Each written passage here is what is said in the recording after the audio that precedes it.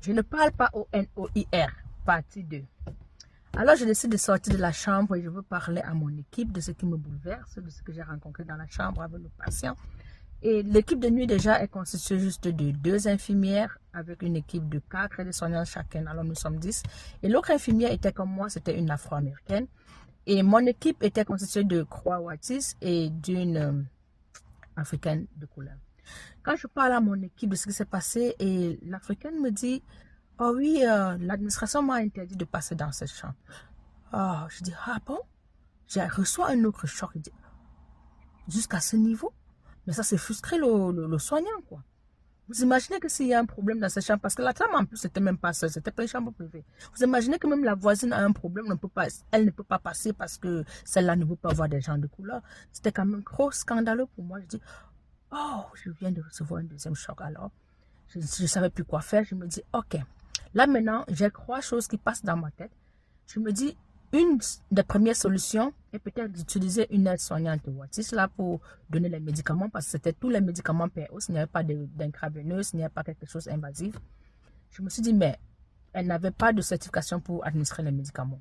Même si je suis là, je supervise, je me rassure qu'elle a vraiment donné, mais elle n'a pas de certification. C'est une erreur.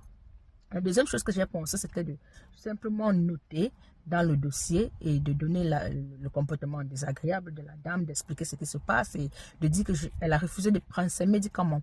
Mais là encore, je ne voulais pas le faire parce que je devais la priver de ses médicaments, non seulement ça, mais aussi c'est une patiente, comme je vous ai dit dans la première partie, qui peut faire des crises. Là, elle a la tension à 17 et puis elle est très anxieuse pour la nuit, elle ne veut pas dormir, quoi. Donc voilà, je dis non, je ne peux pas faire ça, sinon moi aussi mon travail ne serait pas bien toute la nuit. La dernière chose que j'avais à faire et que j'ai faite, c'était d'appeler la superviseure à la maison, celle qui reste à la maison en appel. J'étais de l'appeler pour qu'elle vienne donner ses médicaments. Et quand je l'ai eu au téléphone, elle était un peu hésitante. Là, elle me dit, bon, oui, voilà, ce sont des médicaments POS.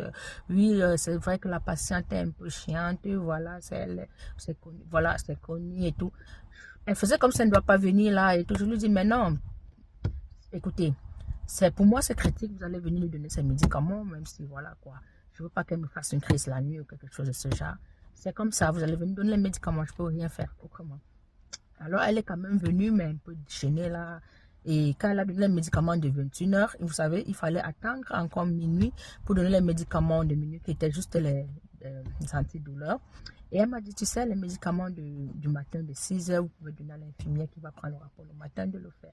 Je dis, ok, il n'y a pas de problème, au moins ma nuit serait terminée. Voilà.